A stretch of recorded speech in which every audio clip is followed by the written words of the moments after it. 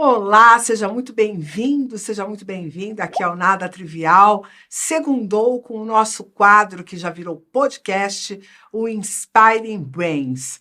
Hoje eu vou ter a honra de uma grande entrevista aqui com uma figuraça, vocês vão adorar conhecê-la. Mas antes disso, vamos chamar a vinheta para a gente chamar o podcast.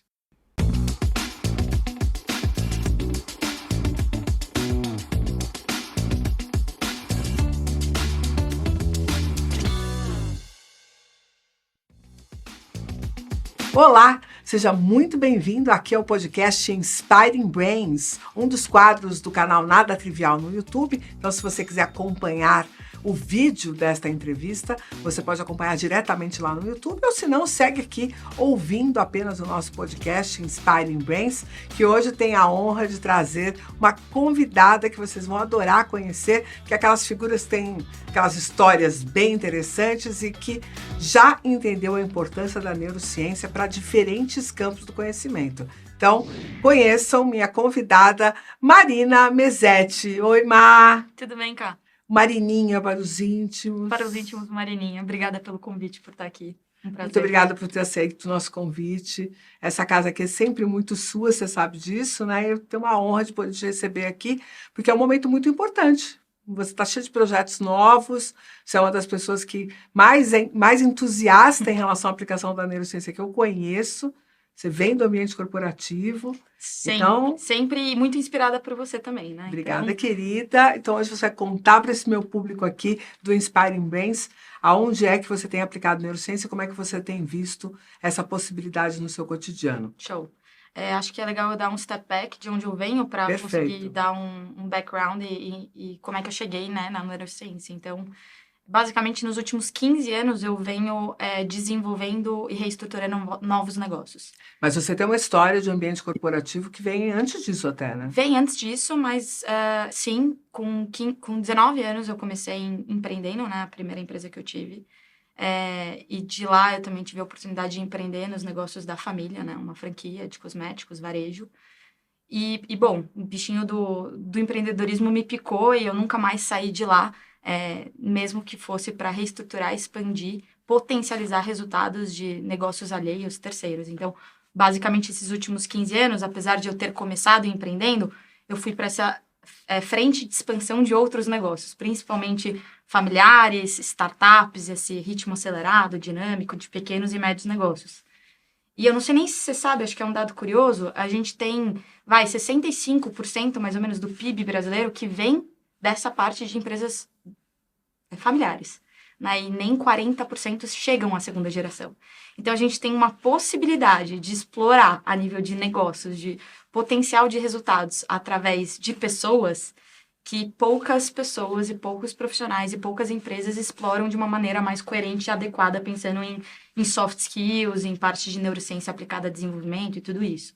Uma das razões, quer comentar um pouquinho qual que seriam as principais razões para essa segunda geração não dar conta do sonho da primeira geração? Eu acho que tem um apego dos bem-sucedidos, né, em como a gente larga o osso, como é que a gente estrutura os processos, as responsabilidades, a tecnologia a nosso favor, mas também como a gente capacita o time, empodera ele com o melhor dos seus talentos, também com a consciência das vulnerabilidades para dominar e autogerenciar tudo que nos impacta no dia a dia emocional, né? Somos seres emocionais, e traduzir isso para a prática. Então, não basta só a gente ter um plano de negócios de 5 anos lindo, maravilhoso, vender, conseguir aporte, investimentos, e não conseguir executar nada disso, porque no final somos pessoas. Né? Então, eu acho que tem essa questão do bem-sucedido, tem essa questão do sucessor que sempre vem com muita sede ao pote, com muita inovação, com formas diferentes, e no final do dia, o nosso cérebro não gosta de mudar. Né? E a gente quer se apegar a formas que estamos acostumados, que é mais conveniente, mas nem sempre é mais eficiente. Então, no meu viés de tudo que eu venho vivenciando nesses últimos 15 anos, eu atrelaria esses 2 grandes fatores e essas 2 grandes personalidades, né, de gerações. Isso é igual aqui e nos outros países também, ou isso é uma característica do Brasil? Não, eu acho que é algo que a gente pode generalizar, obviamente com suas implicações locais, culturais, sociais. Eu acompanho bastante o trabalho da PwC, né? Fiz bastante intervenção com eles a nível de empresas familiares, participei de projetos como uma empresa familiar também na época da empresa do meu pai. E é algo que a gente pode generalizar a nível local, sim, tanto quanto Estados Unidos e grandes potências lideram nesse sentido. Joia. Bom, daí você encontrou uma oportunidade de, pensando através da gestão de pessoas, impedir que esse potencial se perdesse, né? Essa foi uma preocupação que você teve. A minha preocupação, Cá, sempre foi tentar tirar o máximo do negócio, alcançar patamares possíveis através de pessoas. Eu descobri muito cedo, eu tive a sorte de descobrir que a minha vocação era olhar para as pessoas com carinho e conseguir fomentar, desenvolver, mas não porque a Marina era genial, porque eu sou super inteligente, tenho QI acima da média, mas porque eu conseguia olhar com um tato diferenciado de nem todos são bons nas mesmas coisas. Pelo contrário, cada um tem um talento que vem um pouco de essência, que é desenvolvido e que pode se tornar excepcional. Quando você entende esse jogo de xadrez numa organização, como colocar as pessoas certas, motivadas nos lugares certos, e impulsiona a nível da cenourinha no final do dia, né, a nível comportamental e emocional, a gente consegue trazer resultados excepcionais. Então, eu fui trazendo em diferentes tipos de empresas, desde varejo de alimentos, de cosméticos, de teatro, de línguas, segmentos completamente complementares, inclusive, resultados similares. E eu fazia isso olhando para muito esse quadro de desenvolvimento humano organizacional, que é o que eu faço hoje. E qual a formação que você fez, ou onde é que você bebeu, se inspirou em material para poder fazer esse trabalho? Uma coisa intuitiva ou... Não, acho que uma ótima pergunta, super pertinente.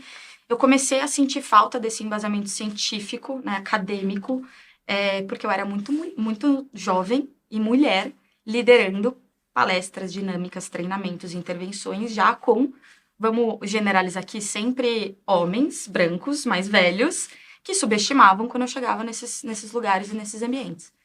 E era uma energia enorme eu ter que me provar toda vez para um novo projeto, com coisas que eu já sabia fazer na prática, mas sempre aquele novo processo de start over, everything again, né? Tu começa tudo do zero. E aí eu falei, puxa, o que eu posso me embasar a nível científico? Que eu consiga entender por que a cada tombo que eu tomo, porque eu tomei um tombo, primeira empresa que eu fundei, depois de 5 anos eu fali em 6 meses com uma decisão errada. Na minha empresa familiar eu tive problemas com liderança familiar, masculina, patriarcal, machista, uma série de coisas que eram diferentes de como eu via o mundo. Também saí com uma mão na frente e outra atrás. Então, eu fui tomando tombos, Kai, eu fui usando aquele meu medo do fracasso, da ansiedade, a meu favor.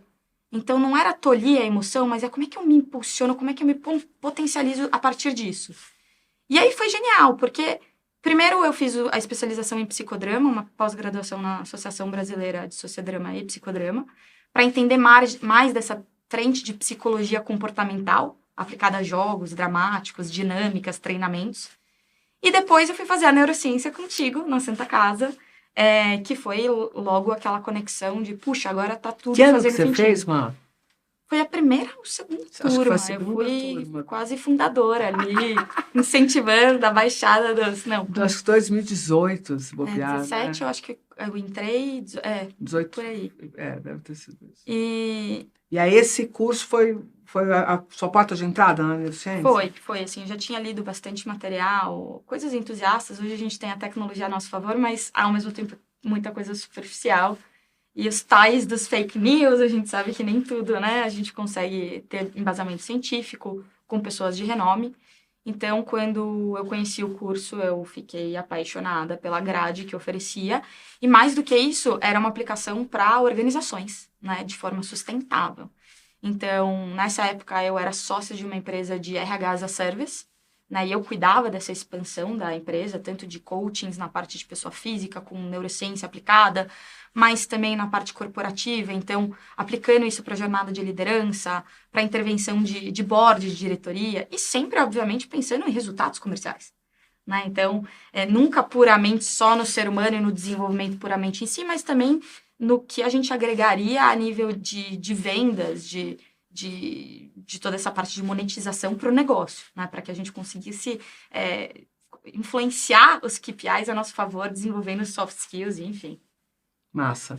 E aí, depois disso, você continua usando neurociência? Como é que a neurociência hoje atua? Porque o barato aqui do Inspiring Brains é a gente poder contar para o público que acompanha que isso que a gente fala de neurociência aplicada não é falacioso. Não. Não é tentar colocar o ovo de Colombo em pé, né? Eu estou o tempo inteiro aqui no Nada Trivial tentando mostrar que por diferentes ângulos, né? Então a gente já tem a oportunidade de trazer uma porção de pessoas que atuam de uma forma ou de outra. Semana passada mesmo a gente estava com o Rocha, que aplicou conhecimento de neurociência, que a gente teve a oportunidade de levar para a empresa dele, ligado a atendimento. Né? Então, ele desenvolveu toda uma estratégia de inteligência artificial preditiva para, por exemplo, prever churn ou prever qualquer tipo de entrever ou dificuldade com o cliente, ou oportunidades que teria de comercializar novos produtos com o cliente. E ele está indo super bem. Então, a empresa está indo para o seu 7º ano, já indo para a 2ª rodada de investimentos e tal. Então, tem essa história. A gente traz pessoas aqui para dizer, bom, neurociência entra como, entra de que jeito. Perfeito. E eu acho que, assim, você não só vislumbrou isso, como você tem experimentado isso de diferentes formas, né? Tenho. Acho que os últimos 7 anos, né, eu venho sentando em cadeiras executivas de RH, de pessoas e cultura. Parte do escopo é você contratar, você desenvolver e você potencializar resultado a nível de estratégias em segmentos específicos de áreas. A partir do momento que você se autoconscientiza do poder que você tem de gerir as suas emoções em prol a um comportamento mais eficiente, você consegue também fazer isso por pessoas e ao redor, liderando ou com pares ou com todo o contexto que você tem acesso. Então, eu comecei a aplicar algumas coisas em mim mesma, né, de tomada de decisão, como o meu emocional impactava em situações de gatilhos inconscientes que vinham com vieses emocionais. Toda uma leitura de autoconhecimento que você passa por um processo de transformação profundo, porque é um mergulho em si mesmo, Sim. E a gente passa a vida olhando para fora, não olhando para dentro. Sim. E a partir disso, te dá ferramentas para conseguir impulsionar todo esse seu redor. Então, o que eu fiz foi, cara, esses últimos 7 anos, eu testei coisas em mim e nos times de alta performance que eu liderei, que eu fui vendo um padrão de coisas que eram importantes, que eu conseguia impulsionar através dessa conscientização. É claro que você tem pessoas mais sêniores, menos, mais júniores, e o tipo de informação e segmentação que você vai trazer na aplicabilidade prática vai ser diferente. Mas se você tiver esse tato, esse tempo e essa dedicação de querer desenvolver e educar pessoas, elas se transformam na melhor versão que elas podem ser. Porque elas se apropriam e se empoderam de tudo que elas são como pessoas e profissionais. A partir desse entendimento da mente. Perfeito. Eu queria fazer uma pergunta um pouco diferente. É possível que as pessoas te perguntem muito sobre o que fazer. E eu queria perguntar um pouco o que não fazer na gestão de pessoas, que eu acho que a neurociência fala muito sobre o que fazer, mas também fala muito sobre o que não fazer. Você tem algum insight nesse aspecto? O que já se faz e que a neurociência vai dizer assim, não é esse o caminho? Para mim, eu gosto muito de falar em contextos e em medo, que a gente já apontou antes, né? O que eu vejo que mais limitam os ambientes de alta performance e as pessoas é o medo do fracasso. A gente vive em sociedade, o ser humano quer ser amado, quer ser aceito, quer ser valorizado, quer se sentir validado, e a busca incessante por esse pertencimento, esse molde que foi projetado e fomentado, modelado pelo externo, faz a gente, muitas vezes, perder o interno. A gente não se reconhece em tudo isso. E a maior parte das organizações, a gente vem numa crescente desconstrução disso, mas vem em ambientes intolerantes ao erro. Sim. E ao fracasso. Isso automaticamente faz a gente entrar num estado de luta e fuga, ativar sistemas de ameaça, de a gente evitar aquilo, porque a gente não tem a contrapartida da vantagem, do recurso, da vantagem que a gente vai ter a nível motivacional também. Então, assim, para mim não tenha um ambiente que ameace os funcionários, inclua, conecte com propósito, com pertencimento e fomente a curiosidade e o explorar novas possibilidades e mudanças. Porque isso traz o novo, né? Isso inova. Então, esse conceito de segurança psicológica é um conceito que faz sentido, olhando a partir da neurociência para você? Faz muito. Assim, a gente consegue ter melhores e maiores tomadas de decisões a nível de possibilidades e aí, obviamente, conscientização, porque a gente vai trazendo intencionalidade para todo esse processo, sabendo que a gente está em um ambiente mais seguro, né? Não digo 100% seguro. que eu tenho visto, né? Eu quero sentir um pouco o teu termômetro em relação a isso. Eu tenho visto algumas pessoas acharem que ela vai resolver essa equação, por exemplo, através de benefícios de bem-estar, né? Então, segurança psicológica tem a ver com um passe de academia ou um acesso a algum tipo de serviço, ou algum tipo de lazer. Isso não é um jeito da empresa também jogar para fora dela o problema? Dizer assim, ó, aqui vai ser um pau para capar mesmo, paciência, mas eu vou querer te compensar isso de outras formas. Você acha que resolve essa equação? Eu acho que é paliativo, acho que ela é complementar e eu acho que essa equação não se resolve. Acho que o ser humano ele está sempre em busca de algo mais. A gente nunca está satisfeito com o que a gente tem, a gente sempre quer o próximo degrau. Você fala muito sobre isso, né, na questão dos efeitos dopaminérgicos, a sociedade como a gente está, com os acessos imediatos e insaciáveis. Então, assim, claro que a construção de um pacote de benefícios que pense e coloque o ser humano dentro como parte central dessa equação é fundamental. Agora, isso resolve? Se você não tiver um ambiente que favoreça o pertencimento dele, a inclusão, a diversidade, a valorização, o desenvolvimento, para que a gente consiga explorar o máximo do potencial daquele cara naquela entrega? Não. É. E alguns conceitos, assim, vários autores seguidamente, nos últimos 25 anos, estão dando voltas nesse mesmo conceito, né? Então, se a gente pega o SCARF, né, do Neuroleadership Institute, né, ou se você pega depois o Paul Zek, quando ele traz o conceito de trust, né, de confiança com a ocitocina.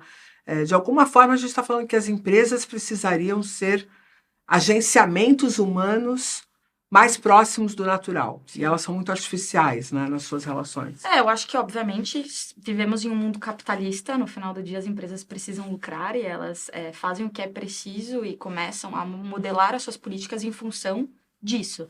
O que não significa que, a nível de core da empresa, ela tenha como um valor cuidar de pessoas, né? Mas, de fato, a gente vê que as empresas que se sustentam e trazem os melhores resultados, elas cuidam de pessoas.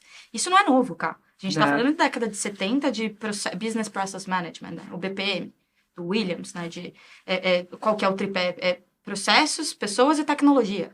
Mas, assim, tecnologia anda sem pessoas? ChatGPT precisa ser alimentado. O grande P é o P de pessoas. O grande P é o P de pessoas. Então, assim, a gente não devia estar falando de KPI, de performance, de culture indicators. A gente deveria estar falando de como a gente consegue impulsionar e potencializar a performance das pessoas através da cultura e do combo, obviamente, sendo pensado no que as pessoas precisam, né? Sim.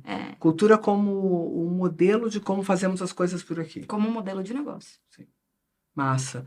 E o que você está aprontando agora, então? Como é que você tem aplicado neurociência hoje? Hoje. Eu sei que você está cheio de projeto novo. Eu saí do mundo corporativo, oficialmente, larguei a minha última cadeira como diretora de Pessoas e Cultura de uma startup, que era uma spin-off, para tocar alguns projetos pessoais meus, que é justamente muito conectado com a sua missão, é impulsionar a conscientização educacional, mas a nível de algum embasamento científico, né? Então, eu uso muito a neurociência e o psicodrama para isso. E é basicamente uma intervenção de DHO, né? Então, tudo que trate desenvolvimento humano organizacional, seja numa empresa, com treinamentos, palestras, intervenções, ou seja a nível individual, como uma mentoria, um coaching, alguma coisa mais específica para alavancar ou a pessoa, ou os negócios da pessoa, o que for.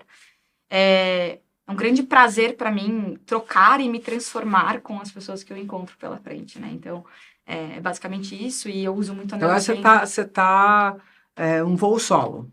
Não vou solo, acabei de contratar 3 trainees. Muito bom. Então, somos em 4, são mulheres. Eu fiz questão de contratar mulheres para pegar essa galerinha jovem, que é a média ali de 20 anos, e eu sei que tem uma também crença super estabelecida de que essa geração, né, de como trabalha, que os valores são diferentes, que não querem trabalhar. Me desculpa, eu não acho que é nada disso e eu quero provar por A mais B que a gente pode fazer diferente. Então, a primeira coisa diferente que eu fiz nesse processo é uma empresa que nasce 4-3. Escala de trabalho 4, Massa. Trabalha, descansa 3. Porque você sabe a história de ter sido 5-2? Não. Era 6-1, né? Porque, obviamente, a nível dos Estados Unidos, Londres, não, era assim, Europa... descansava-se um dia. Era, exato. Ainda tem empresa no Brasil 6-1. Ainda tem. Administrativo, não só a indústria. Perfeito. Que coisa arcaica, né? Mas, enfim... A história é que começou-se a pensar num segundo dia de descanso, não pelo bem-estar emocional e físico, que antigamente tinha muito trabalho operacional, foi pela questão de desova comercial. Porque as pessoas precisam poder ter tempo para comprar, né? Então, assim, olha que maluco a gente ainda operar nesse sistema. E o sábado é o dia das compras. É o dia das compras. Quer dizer, na minha cabeça, cara, a gente pode provar... Claro, já tem 20 empresas fazendo o processo oficial de transformação da cultura de escala para 4.3, mas eu quis nascer assim. Porque, obviamente, quando a gente nasce num formato é mais fácil do que mudar ele no meio do caminho. Com certeza. Então, para mim, é um case. Eu sou a primeira empresa que nasce nesse formato no Brasil. É óbvio, somos muito pequenininho, um peixe no meio do oceano, mas com o intuito de provar que quando a gente tem o propósito aliado com o talento, né, a intenção e o foco de se desenvolver pessoas, a gente consegue entregar mais com menos. É trazer a eficiência operacional, a eficiência prática de uma forma diferente. E aí, obviamente, eu embaso tudo em neurociência que eu posto na aplicabilidade do negócio. Muito bom. E tá como? Tá um desafio. Nasceu agora em janeiro a empresa. O processo seletivo foi super legal, porque eu envolvi gamificação, envolvi psicodrama. A minha intenção era fazer com que os candidatos saíssem mais confiantes do que eles entraram, e a gente sabe que processo seletivo é uma catástrofe. Sim. Por vezes a gente não tem respostas, a gente sai mais desconfiado do que somos e as inseguranças estabelecidas do que antes. Então, tive 100 candidatos, fiz uma fase toda de comprometimento e resiliência, também testando algumas coisas que para mim eram importantes, porque é uma startup, então você precisa de um motivacional e uma certa resistência a um começo, né, de provas e construções. Mas no final, o bacana foi que ficaram 20 finalistas e 3 foram escolhidas para essas vagas, e o feedback foi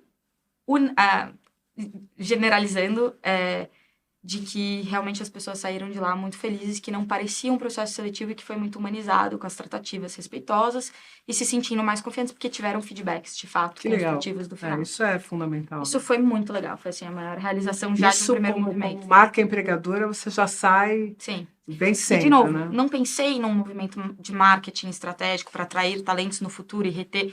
Eu fiz porque está no core dos valores que eu estabeleci para a companhia. Né? Então, eu acho que essa estratégia, quando olhada para pessoas, ela muda, porque a repercussão da consequência do comercial, ela é o dia a dia. Né? As meninas, elas se sentem parte do negócio, elas sabem que elas vão crescer com o negócio, que elas têm a oportunidade de ver um negócio do zero, né? Desde os bastidores, enfim. E aí, o formato, que também é diferente, fiz um formato ágil, né? Então, metodologia agile, e elas são divididas em squads, e são 3 grupos. É uma psicóloga, se formando em design de interior e uma de publicidade. Quer dizer, perfis completamente diferentes. Você fala, mas puxa, uma empresa que aplica neurociência, psicodrama, treinamentos com esses... Talvez a psicóloga tenha... Eu não fiz diferenciação de formação, porque eu acho que mais do que a formação que a gente escolhe antes do nosso cérebro, o córtex pré-frontal estar finalizado, né, maduro o suficiente, é você descobrir aptidões e ter a oportunidade de testar e descobrir coisas fora do teu escopo core que talvez fossem coisas que você quer seguir para a vida. É, né? massa. Então, é muito legal, porque a gente tem uma frente de projetos, a gente tem uma frente de autoridade, a gente tem uma frente de SBD, né, de Sales Business Development, e a cada 3 meses elas vão rotar entre elas.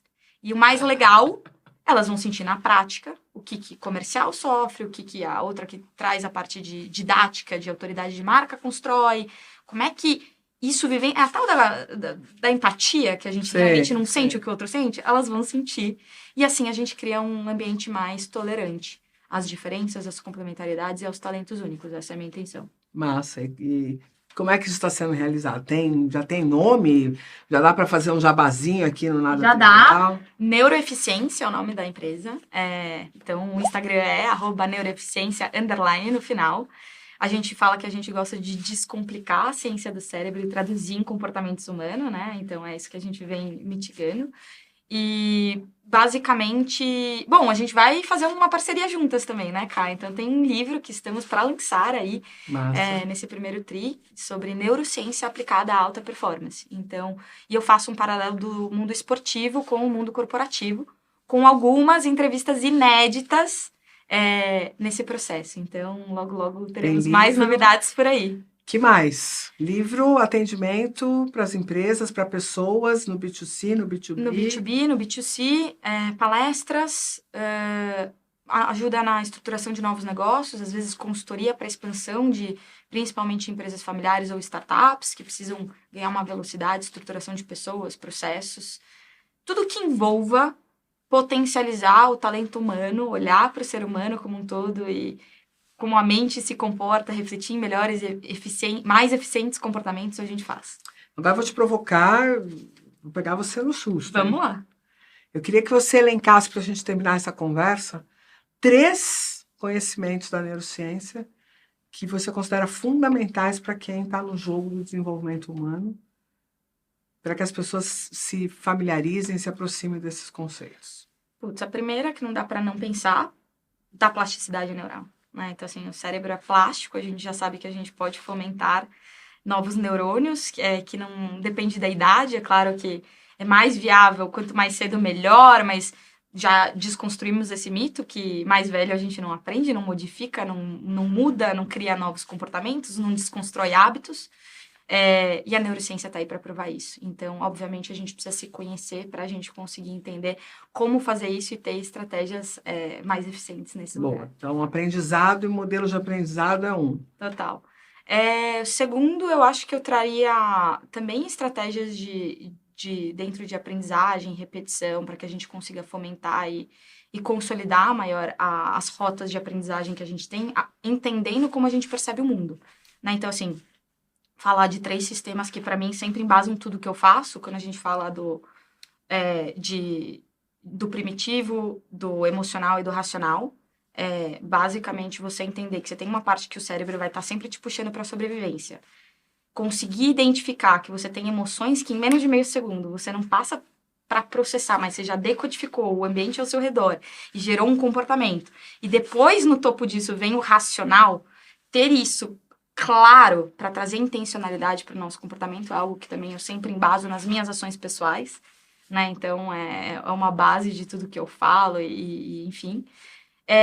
E por fim, Ká, eu acho que quando a gente fala de alta performance, para mim também um conceito muito importante quando a gente fala de dopamina, e você é uma fã disso, estuda há quantos anos? 30. 30 só. Não dá pra gente levantar da cama sem dopamina, né? Então, a gente se conhecer a ponto de entender um pouco do que nos incentiva, do que nos motiva, do que a gente foge, do que a gente luta, quais são as ameaças ou as recompensas que a gente tem para cada situação. Se conhecer a nível de trazer essa intencionalidade para o comportamento, são conceitos fundamentais para atingir qualquer tipo de performance, que a partir daí, de novo, você consegue construir algo que não seja a previsibilidade do teu cérebro querendo a rotina, se apegando no comum, se apegando no que é confortável, que não é novo, né? Mas é possível hoje, no século XXI, alguém atuar em DHO, em RH e ignorar os conhecimentos da neurociência, na sua opinião? Puxa, é super possível. Tá cheio de gente fazendo isso. Mas assim, vamos combinar? Trazer eficiência, sem isso, para mim, já não é mais uma realidade possível. Né? Assim, perde a competitividade. Perde a competitividade e perde o acesso da informação a nosso favor, né? A gente evoluiu tanto enquanto sociedade já para se conhecer nesse lugar de impulsionar o dentro por fora, que a gente só perde um fator a mais de impulsionar esses resultados. Então, eu fico triste de ver, porque eu participo de muitos grupos de RH, muitos grupos de startups, muito benchmark, muita empresa surgindo para fazer consultoria, e eu vejo muito pouco embasamento nisso. Então, eu gostaria, e olha que é o meu negócio hoje, que mais pessoas estivessem se especializando e praticando técnicas de neurociência e toda essa parte de embasamento científico que a gente já tem para impulsionar a performance e a autorrealização. Porque no final, todo mundo quer ter sucesso. E todo mundo quer... Volta para o começo? Todo mundo quer se sentir validado, amado, reconhecido, pertencendo a um grupo. E é isso. Isso é viver em sociedade, né? Muito bom. É isso. Puxa, ó, faz meia hora já batendo papo aqui.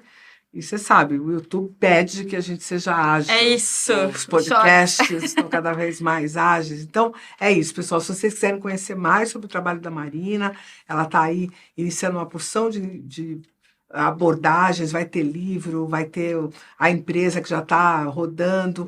Vamos repetir aqui o Instagram, @neuroeficiência_, é isso, Má? É isso mesmo. Então acompanhem a Marina, acompanhem o trabalho dela. Tenho certeza que vocês vão ver a junção dessa experiência que ela teve de vida, somada ao conhecimento da neurociência, e cada vez mais eu vou defendendo minha tese aqui de que a gente precisa levar mais neurociência para os ambientes de desenvolvimento humano, seja na educação básica, seja na educação corporativa, no desenvolvimento de negócios e até mesmo na compreensão da necessidade humana. Então, você que acompanhou aqui até esse momento, não esquece de dar a curtida, compartilhar, homenagear aqui o time que produz isso aqui, deixando o seu valeu, né? E aqui, fico por aqui agradecendo sua presença aqui. Obrigada, Cá. Volte Obrigada sempre, pelo a casa é convite. sua aqui. Já Muito já tem obrigada. lançamento. Já já tem lançamento. Fiquem espertos por aí que a gente volta. Um abraço, pessoal. Até.